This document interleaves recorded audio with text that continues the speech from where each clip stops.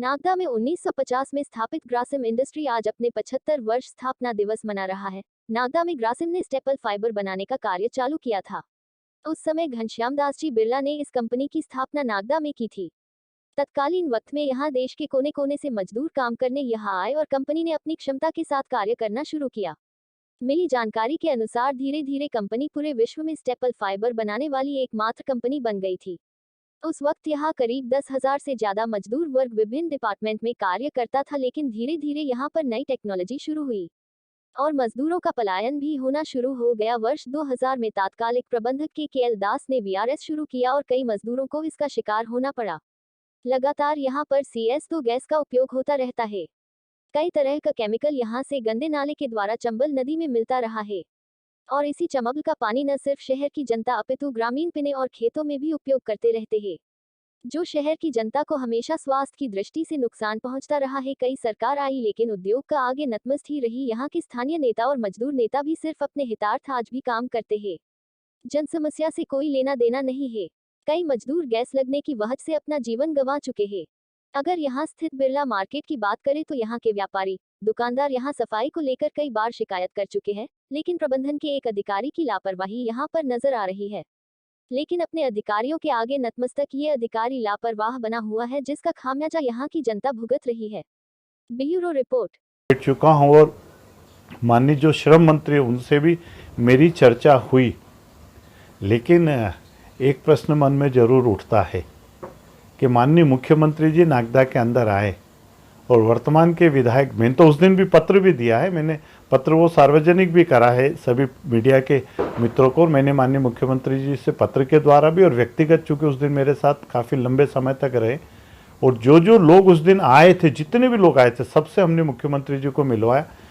मैं वर्तमान के विधायक जी से पूछना चाहता हूँ कि ऐसा क्या कारण हो गया था कि आपने मध्य प्रदेश के मुख्यमंत्री जी से इतने गंभीर इश्यू पर मिलने की आवश्यकता भी महसूस नहीं करी? कहीं कहीं दाल में काला तो नहीं है, और इसलिए कुल मिला के वो मजदूरों की लड़ाई के लिए कभी भी गंभीर नहीं रहे। हम लगातार उद्योग प्रबंधन पर दबाव बना रहे हैं कि हमारे ठेका श्रमिक जो कोरोना काल के लॉकडाउन के पश्चात उनको कोरोना की आड़ में उनको हटा दिया गया है।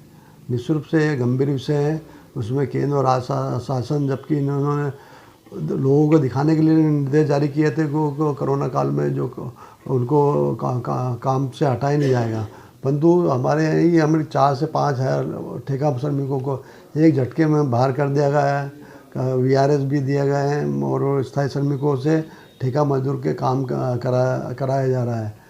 19 के आने के बाद 22 मार्च को जो स्ट्रेंथ थी वो स्ट्रेंथ वापस यथावत रहना चाहिए। कोरोना पीरियड का 17 मई तक का भुगतान सभी ठेका मजदूरों को भी हुआ है, परमानेंट को भी हुआ है। उसके बाद परमानेंट मजदूरों को तो भुगतान हुआ और जो घर पे थे उनको आधा भुगतान किया गया।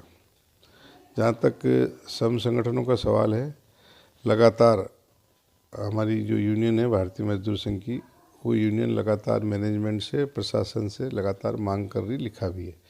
इस संबंध में कलेक्टर के साथ एक मीटिंग हमने करवाई, सांसद जी को भी उसमें साथ में रखा, सांसद जी ने भी उसमें प्रयास किया। लेबर कमिश्नर से भी चर्चा हुई, लेबर मिनिस्टर से भी चर्चा हुई और प्रशासन के सारे अधिकारियों से चर्चा हुई। मैनेजमेंट पहले इसको चलाने में 40%, 50%, आधा ऐसा चला रहा था, इस आधार पर लोगों को कम रख रहा था। अब सने सने वापस चालू हुआ है, ऐसा मैनेजमेंट का कहना है। लगभग 1800 लोगों के कार्ड बनाए जो रोटेशन में चल रहे हैं, पर उसके बावजूद भी आज भी काफ़ी संख्या में लोग ठेका मजदूर कार्य से वंचित हैं। इस संबंध में शासन प्रशासन दोनों से बातचीत की गई है। सीएम साहब को भी इसका एक ज्ञापन दिया गया है।